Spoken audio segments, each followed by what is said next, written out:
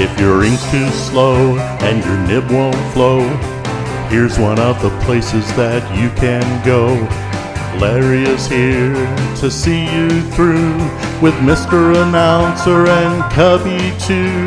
It's Larry's Fountain Pen Reviews.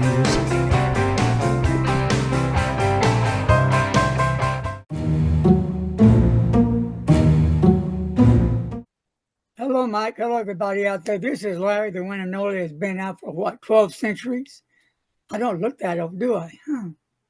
And I'm getting ready for Halloween. So anyway, well, who we have on today is Mike Green. Hi, Larry. And do y'all know Mike Green?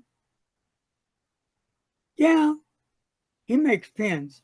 But anyway, what Mike's going to be doing on some of our shows is talking to you about different pens, different blanks. There's just not one blank fits all because they all do or can do different things, sizes, shapes, colors. There's so much you can do with it. And then they have an ebonite. That would be a different blank. Isn't that right, Mike? Right. There's lots of different So materials. there's so much to talk about. And then later, Mike's going to be breaking it all down and explaining each part because it's a lot of process that he goes through to develop the pen. And he still does it at one pen at a time. So Mr. Michael Green, and Mike, you're from? I'm from Delano, Minnesota. And I think I'm from Fort Worth, Texas, last thing I checked. Yeah. Or I'm in the middle. I don't know. Anyway, yeah. Okay. So, and before we bring on Mr. Superstar, we're planning a comeback soon. Isn't that right, Mike? Yeah. I want to see Larry come back. That's going to be funny. So, anyway, people will say, well, he doesn't know anything still. Just say, wait till you see him now. Okay. So anyway, take it away, Mike. I'll shut up. Okay. Well, all right. So let's talk about, I'm just going to go over just the basics of what processes you go through when you make a pen. This is a bespoke pen, from scratch.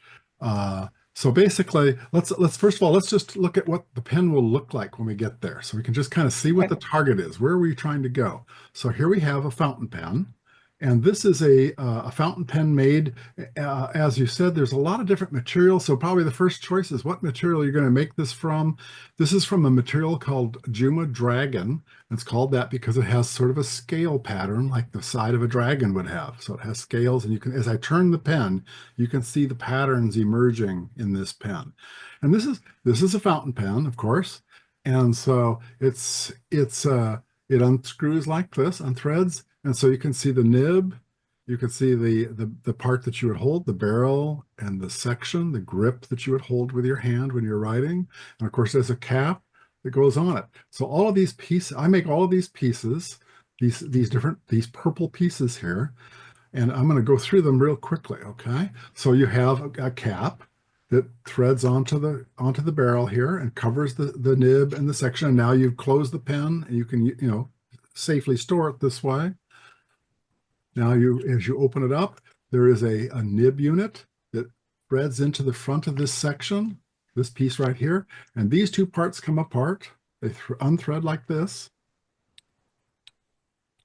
All right, and now inside there is a converter, and this is what's called a cartridge converter. You can either put a cartridge of ink in, a pre-filled cartridge, and it just pops in, and then you use it, pull it out, toss it away, and put a new one in. Or in this case, we use a converter, which pops in the same way, and now it has a little piston that you turn this little knob, and it moves up and down. So to fill a pen like this, so I know we're just going through the basics really quickly. You'd run the little cartridge down, run the converter down, so it's all the way down. Put the pen into the ink, and run that little piston back up again, and that will draw ink into the pen. And then you fill the pen. Put the barrel back on, and now you're good to go with an ink pen. You're ready to write. So let's go through what this looks like. When I start, I pick out a blank that I'm going to make the pen from. And so this is what this blank looks like when I start. It's just a solid rod of material. This one's about, oh, I think 10 inches long. And you can, again, it's not polished and it's raw form like this, but you can already see what color it's going to be. And you can get an inkling of what the pattern is likely to be inside this blank, down inside it. Now, as I start making the pen, things are going to change. I'm going to uncover what it's going to really look like at the end. But so what I do is I take this blank and I cut it into pieces lengthwise. So I cut it into 3 pieces. I'll hold these pieces up. We're back to the pen again. So I will cut a piece long enough to make the barrel, a piece long enough to make the section, and a piece long enough to make the cap of the pen. And those will just be 3 solid cylinders of material. And then for each of those, I go through a series of steps. And we'll pick on the cap for a moment. I start by drilling into this cap and making a hollow, a tapered opening inside the cap. And I cut threads into the inside of it right here. Those are the threads that are going to engage the threads on the barrel. And then I take this thing and I put it on the lathe and I'm turning it and I cut it down to this diameter. And I decide what shape I'm going to cut the end of the cap at. And then I polish and finish it so that it looks like this. Now, the barrel is very similar.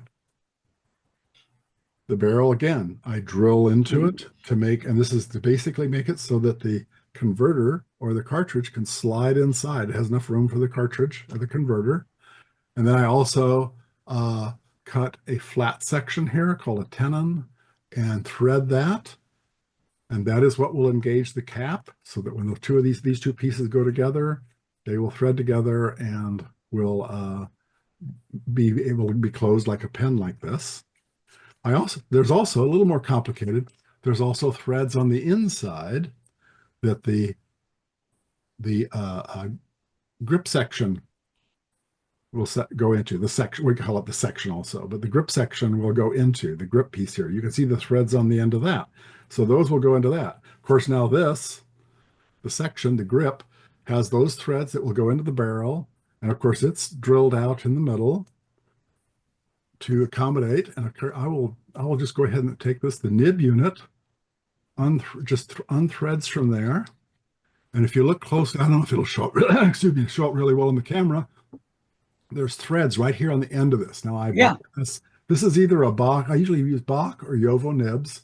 This one here is a Bach nib, but other than their threading is a little different and the sizes are a little different. They're basically the same thing. They have a little nipple here on the end that the cartridge or converter can plug into. And then they have a feed, this black part here on the bottom, which uses a capillary action to bring ink out onto the nib. And of course, the metal nib with the tip that rides against the paper to do the actual writing. So the ink flows all the way down into that and it writes. Okay, so you get this piece, you thread it into the section. I've drilled all that out and made threads inside there that engage that. So now he'll thread onto there. And that is how the nib stays in the section. And then the converter plugs into the back of that. And that's how the ink gets into the nib. So now we have this part. This is the basic functional part of it. And the rest of this is all containers for it. So likewise, now we put the barrel back on. Now we have a pen we can write with. And now we have a cap that we can put on and close it up when we're not using it. So those are the 3 parts that make up that pen. And there we are. We've got it all polished up, all shaped, put it in the shape we like, and now we have a pen. Any questions?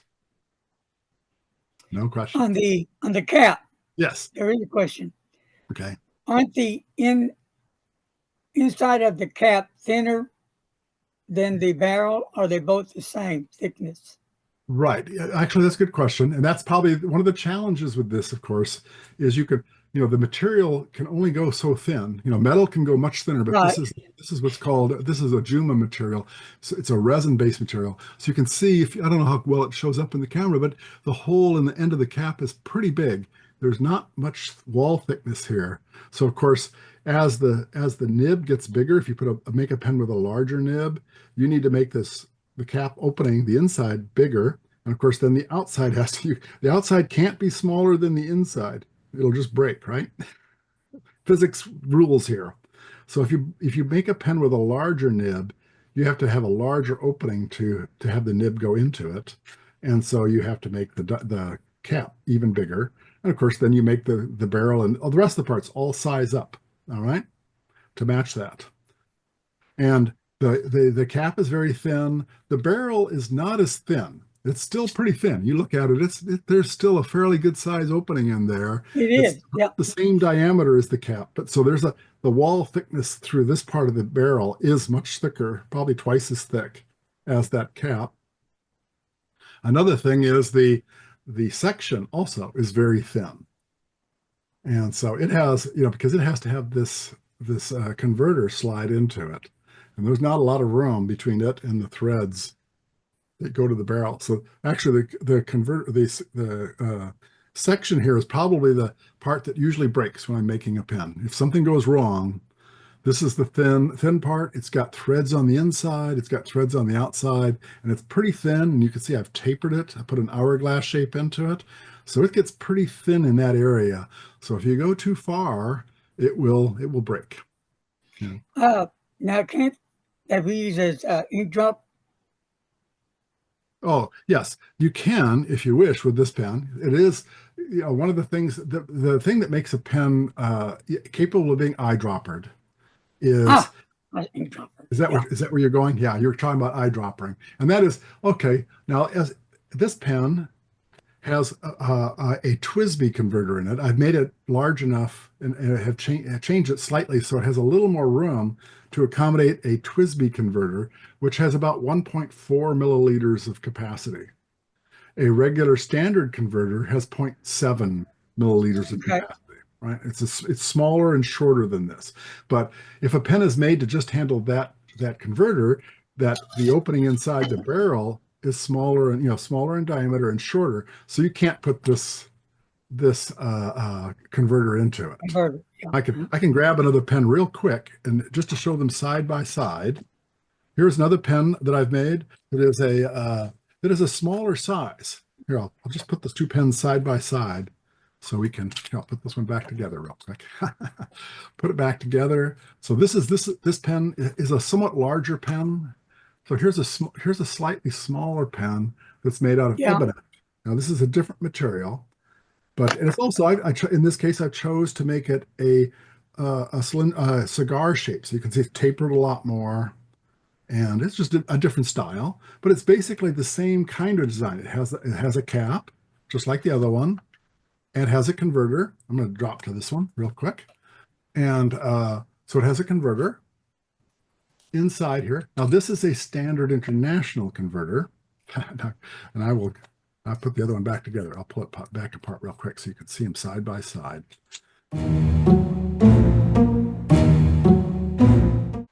This is the TWSBI, and this is the standard international. Whoops, my hands are in the way. There you go. So you can see this one's about half the size of that one in terms of ink capacity. This one is still compatible. If you take this converter out, it will still, the little connector on the end is compatible. So you can still plug a standard converter in. There's just some room in there, some extra room. But it can still use the standard converters. But TWSBI has designed this converter to be compatible, but it's twice as large. So I do that with my larger pens that are big enough to accommodate it, just because it's nice to have a little extra capacity.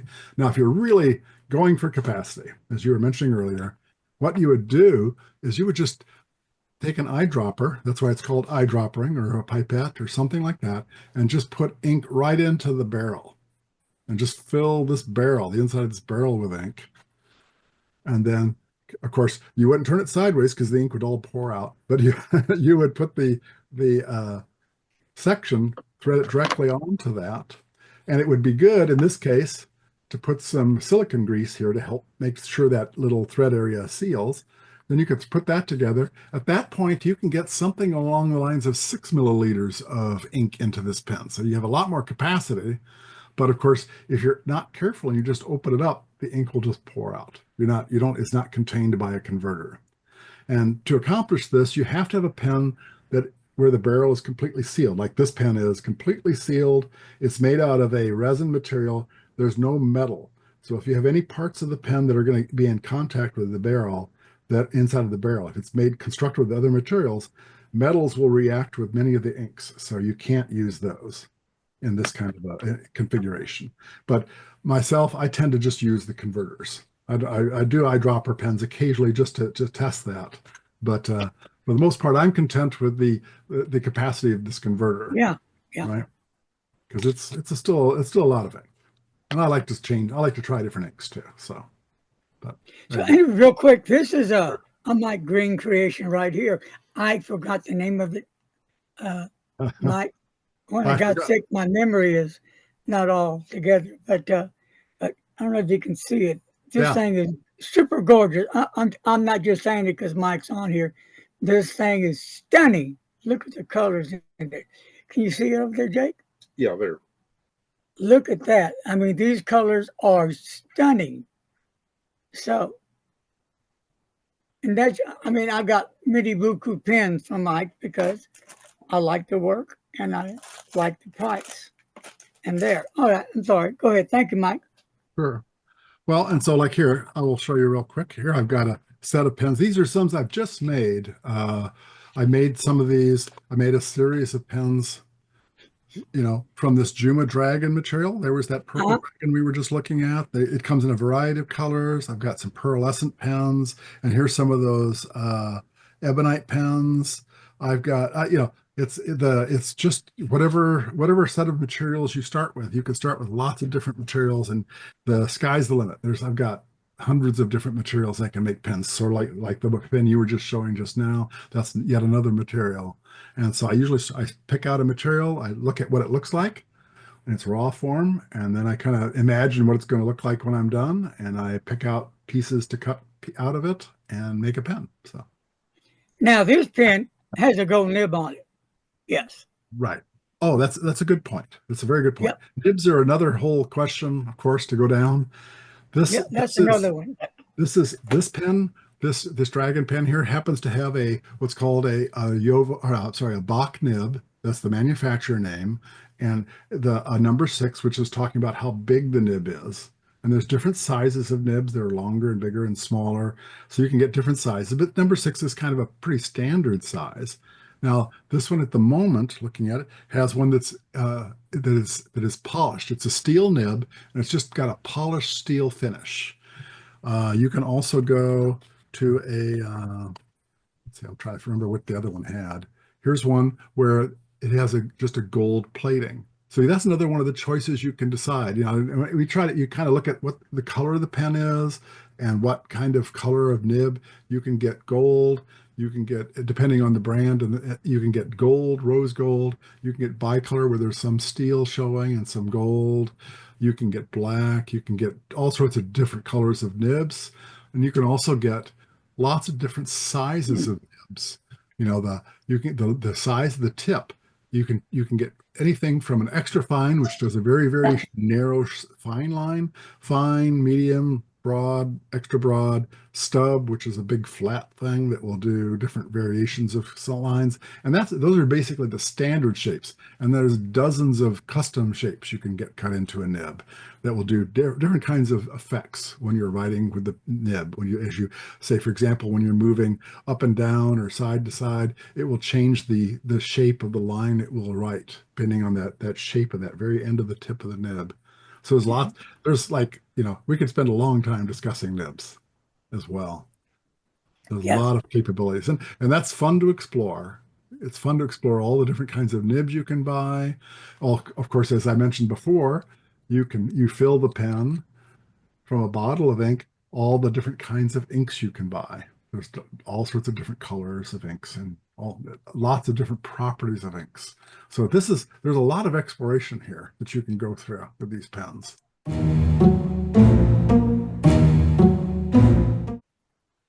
Another area to talk about with these is the nibs are manufactured by, there's several different companies that make their nibs, The ones I typically use are made by Bach and Yovo. There are two different brands of nibs that I can buy, and I can install them in there. You saw me earlier take it out. You Mhm. can swap them that way. Or, and of course, when you're buying a pen from some manufacturers, they make their own nibs. I'll just name a couple like Pilot and Sailor and uh, Monteverde. I mean, many of them make their own nibs, and some, of course, buy nibs from, say, like Bach or Yovo and rebrand them or mark them as their own. But there's a lot of different people that make nibs, and so there's a lot of choices there. Another thing you can do, as I mentioned, is you can change the shape of the nib. The standard nib is basically a little round ball. This is very tiny here, so it's pretty hard for you to see it maybe. But there's a little round ball of a hard steel alloy that is used to do the actual writing on the paper. And you can go to somebody and have that change. You have that shape change to a different kind of shape, either a flat shape or whatever. And so you can go to nibsmiths and have them make that behave the way you like. Now, one of the things about nibs is when you buy them is sometimes they're kind of, you might buy one that's kind of scratchy or not as smooth as you like, or and there's always a trade-off. People like you can make it really really smooth where it doesn't seem to do anything at all as you move it across the paper, but a lot of people like a little bit of what they call feedback, a little bit of friction, some controlled friction, so it does give you some resistance, more like, say, like make like a pencil when you write with a pencil. It isn't completely smooth, but it gives you some feedback so that you can feel it writing against the paper. And I like my nibs to write really well, so of course I take them to a nibsmith and have him tune and smooth them so that they start out as really well tuned and behaving nibs, nice and wet, and perform very well right out of the box. That's just the way I like my pens to work, right? So, but that's kind of built in. I include that with all of my pens. All the nibs are tuned and smoothed, and that's another feature of the pen that I enjoy. All right. All right. Did you? As I said, there's a lot of things that go on into making a pen, and these are, as you can see, these are just a couple very quick examples of things. Some of the things you can do. You can make it kind of more blocky and straight like this. You can make it more tapered like this, right? And I've got lots of different designs of these. Okay, so that's another thing you can do. I can choose which shape I want to cut this in because it starts out just as a straight cylinder like this. So I have material that I can cut and then shape it. Yeah. Right? Go ahead. When we talk about pens, we can just talk and talk and talk because it'll never run out because there's always this pops up, that pops up. What if this? What if that? Can you do this? Can you do that? It's just a continuous thing you can talk about pens. That's what's so fascinating about pens. For people that, again, are getting into pens Mhm. or still not sure they're into pens, you might want to check out a pen that's going to be affordable. So if you don't like it, you don't have a lot of money invested in the pen. So uh, with that said, Mike, do you have any pens you would recommend? Well, fortunately there's a lot of really good choices at the very bottom end of things, and I wish I don't have the model names right handy right now, but there are a number of pre-filled, disposable fountain pens you can buy. And I have a friend that I think he bought a pack of like three of them for $10 or something like that, and that was a good place to start. Yeah, They come just like just a pen, any other kind of pen. You buy it, you use it up, and then you're done with it. Okay. Now these others, you can go up. Let's see. I think there's the Pilot Metropolitan, which is another very right. popular entry level pen. Now, of course, we're moving up the scale a little bit.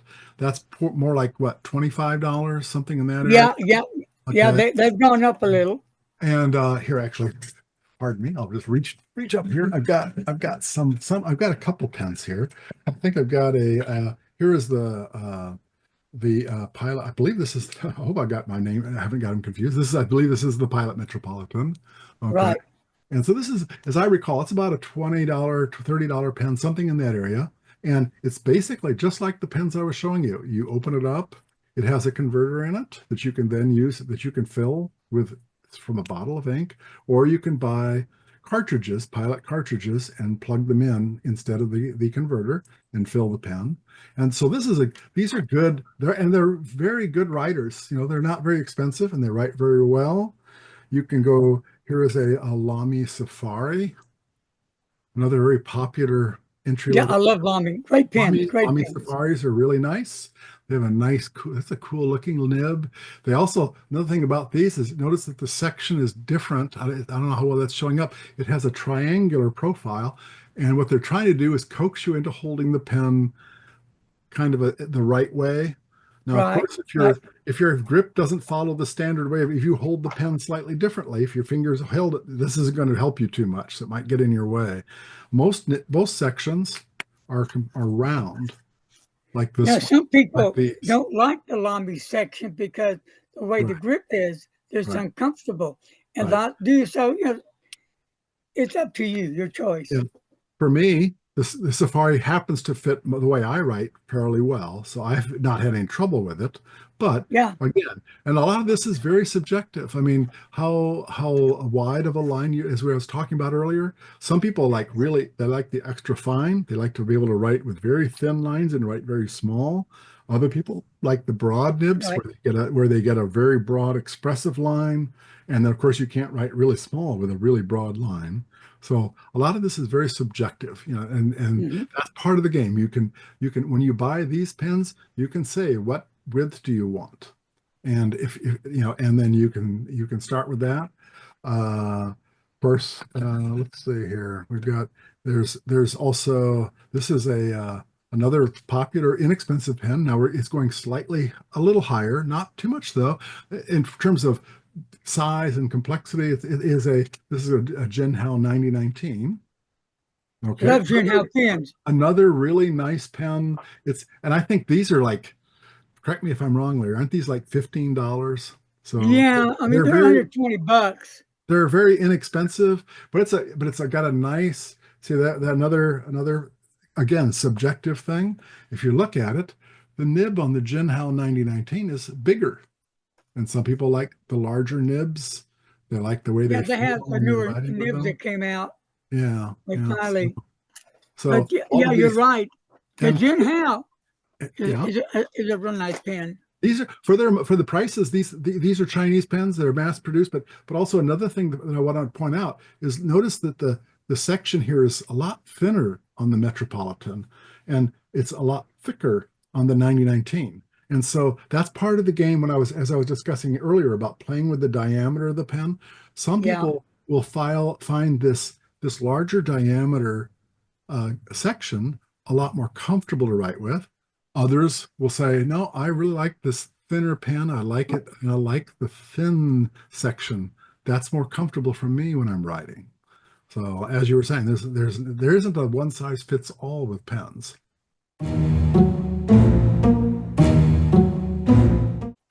Yeah. so you can look out for those. You know, like when you start shopping, you're going to be like a kid in the candy store. I want this, I like that, and that. But you know, it's And it's wise to start with the more inexpensive pens. I would. I would definitely not advise someone to go spend, you know, hundreds of dollars. I mean, and you certainly can. And you know, very expensive pens are really nice. Here, I'll grab one here.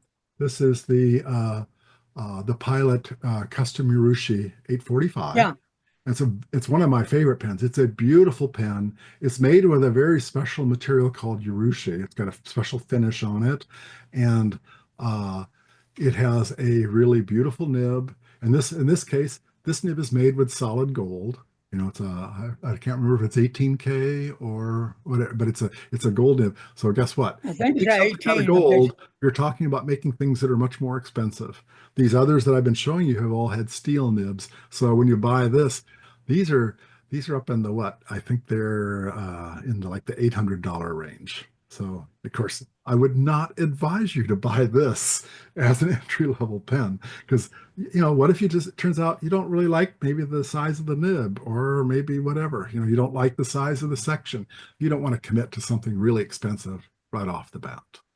But there are options like that. You can get gold nibs, which, of course, just by themselves are very expensive because they're made out of gold. But they're very, very beautiful. They're gorgeous. They're gorgeous pens. Then I'll Just tell you, gorgeous. this is one of my favorite pens, and it writes so superbly, But again, it's like anything you buy. You can buy a Porsche car, and maybe you don't want to start with that. You might want to start with something a little more modest, like a Toyota Corolla or something like that, right? I'm Yeah. not trying to pick on any of the brands. They're all very great brands, and they're very specific, Or maybe you need a pickup truck, right? So a Porsche isn't going to be very good for someone who needs a pickup truck. So. Or a motorcycle. Or, ooh, don't get me going on motorcycles. I said that to Mike, who'll be gone in a minute. See ya. Yeah, I gotta go. Gotta go on my motorcycle and go for a ride. Yeah. But seriously though, now Mike sells the pens still. If you go to his website, you can check out the pens that are on there to sell. Isn't that right? Right. Mike? Yeah, I have on my website, you can find all the pens that are currently available. I also have a section where you can go look at the pens I've made that I've sold. Most of the pens I've made have been sold and are no longer available. And unlike, say, like a big manufacturer like Pilot, I don't make like these by the thousands. And so once I've sold a pen, it's usually gone. That's All right. it. It's a one of a kind. All my pens are One of a kind. one of a kind. I can, like, we'll pick on this Purple Dragon again. I made this pen. I have more of the material, but the next pen I make is not going to be identical. I'm not running a mass-produced operation here. It's all done one at a time by hand. And that's just the nature of what I'm doing. But you can buy more pens, and of course you can also tell me, by the way, Mike, I want you to do. I want you to use this material, but I want this design instead of that other design, or whatever design you like. So that's another advantage of doing custom pens. But again, I probably wouldn't start. If you're new to fountain pens, you probably don't want to buy one of my pens. Sorry, don't buy one of my pens because it's really not the best way to. I mean, you could, but it's really not necessarily the most productive way to do it. You might want to do a little exploring and figure out what you like in a pen first with some of the entry-level pens and some of the other pens, and decide, do you like it to be bigger, smaller, what size nib you like, all those kinds of considerations. And of course, what colors do you like? So I've got a lot of different colors I can make pens from, like the one that Larry's holding. Let's say they want to get this pen Mm-hmm. that you made a while back. Can you still find this pen to make? Well, they can, if you go to my site and you look at one of my pens, you can, and if you, especially I have a section of, these are all the pens I've made that are already sold. You could probably find Larry's pen in that gallery of pens. And you could say, I want a pen just like Larry's pen. All right. Well, part of the problem is, I mean, and usually, yes, I know how I made that pen. I remember how it was made, and I know the design, and clearly I made it once, so I can make another one.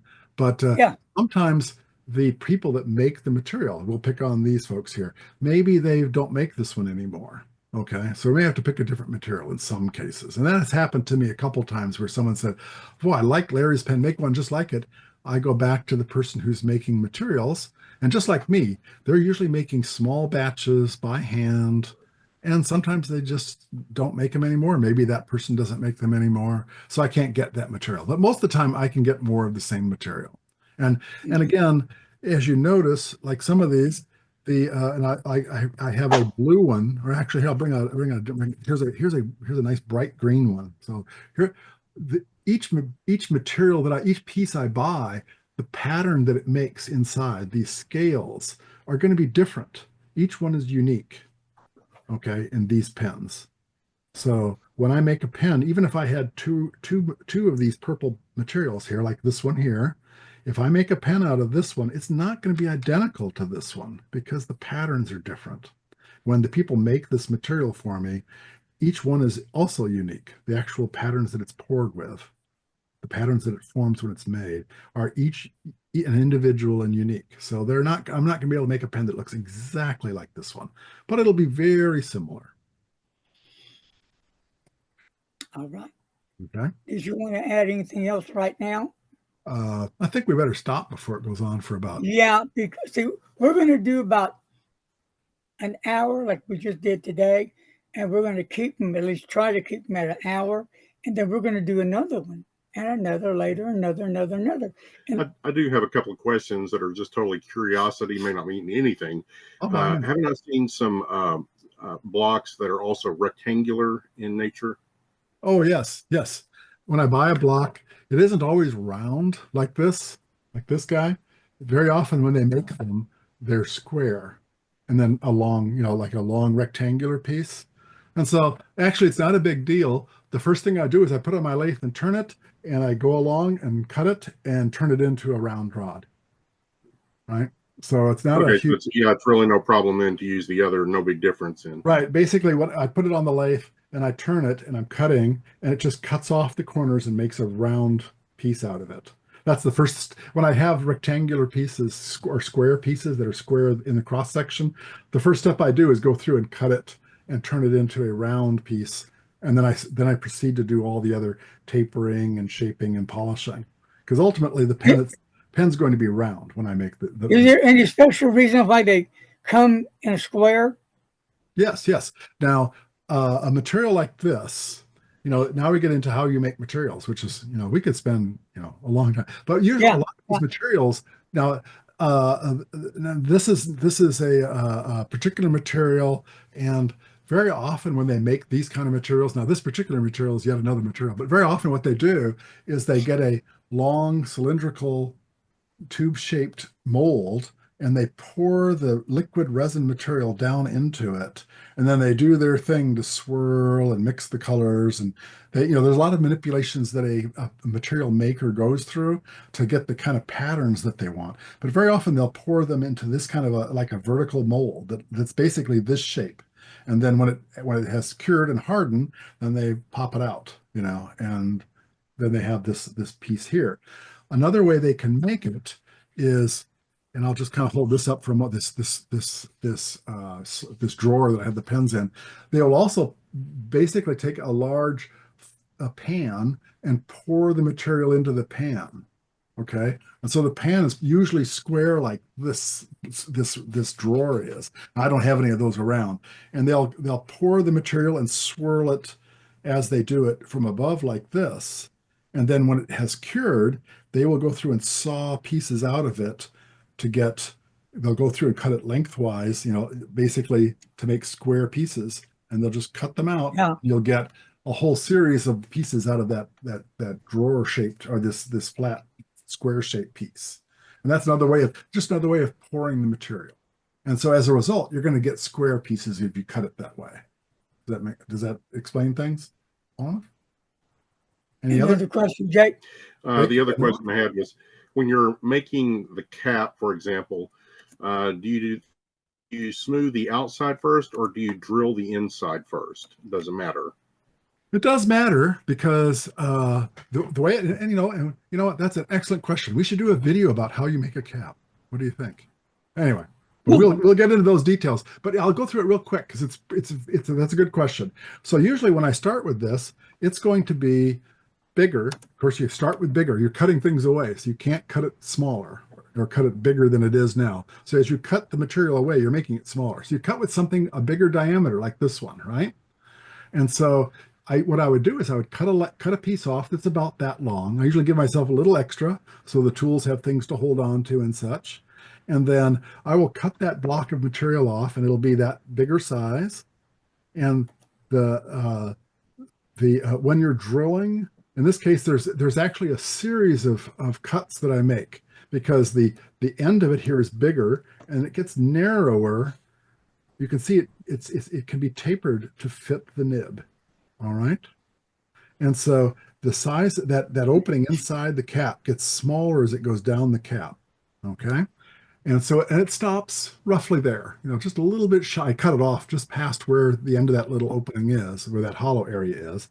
And then I do all the threading. I cut threads into it, which are kind of hard to see, but they're the part that go into that thread into this threads on the barrel. But all of those things when I'm drilling, and I'm cutting those threads, it's producing stresses in the material. And if the material is really thin, if you're cutting it, especially when it's this thin, if you were trying to make those cuts while it was this thin, it would break because the material is not strong enough to take those kinds of stresses when it's this thin. So generally I'll go through and I'll make all those kind of internal cuts that you see here that are inside here. Then I will put it on what's called a mandrel, little form that holds it in the lathe, and I'll come along and turn it down into this size, and I'll cut down to the thinness that I want, and I'll shape it. Usually this one is not tapered very much, but if you look at the end of that ebonite pen, you can see I've chosen to taper it a lot more. Okay. Yeah. And so I will do all that tapering and cutting, and I will cut it off and do that final end shaping. And then I will turn it and sand and polish and get this kind of shiny polish on it. Okay, at the very end. All right? And so that'll be the very end of the process is this polishing and smoothing on the very outside. But at that point, I've turned down the size of it down to this thickness. All right? So it is very important you do things in the right order, because if you do things in the wrong order, which, as you're learning to do things, you do things in the wrong order. If you were to turn it down to this thin and then try to drill a hole in it, it would just shatter because it's not strong enough to take those stresses when it's this thin. Anything else? Okay, well, I'll invite people who are listening, any questions you have, add them to the comments below, and we will address them in the future. If you have any questions, and there's a lot of topics to cover. This was very much a very quick overview of how the pen is made, and I've left out a lot of details. Well, we're just getting back into it finally again, and my mind is trying to get focused back on what we've done and what we're doing, because memory loss has been a little bit there, hasn't it? I misplace things, I forget things. But anyway, it's all coming back, and we need to do some other things that are going to be interesting. When we get through here recording this session, I'm going to get with Mike and Jake and throw around some new ideas, and then you guys will know about it soon. So I'm really done. I mean, it's this has been fun. Very good. Thank you very much. But if you need a pen, buy this pen. This is really a nice looking, beautiful pen. It needs the love. I don't know why this thing ain't selling, but this is hot. Yeah. This hot. This is what I call hot, baby. It will rock your eyeballs. Now, I've sold almost, I've sold the vast majority, most of the pens I've made, I've sold. I do have a few left, and I certainly don't want to just leave them sitting in a drawer somewhere. When I make a pen, I want it to get out there and write. They want a good home. When they're sitting here like this, they're dormant. They're really not doing anything. They're not that great and useful until they're in somebody's hands and they're writing with them. And that's what really makes a pen come alive. Right. All right. Jake, anything to say before we go? I think that's it. I don't have anything else to say. Of course, I never do. But Mike, how about you? Well, keep writing. Get out there and write with your pens. No matter what kind of pen you have, enjoy it and write with it. And people out there, we got lots and lots more coming. And about the Zoom, we will have some Zooms. And that's what I've got to discuss after a while. Other than that, I'm going to shut up. I'm going to say goodbye. Hello. We love you all. Stay in contact. Bye.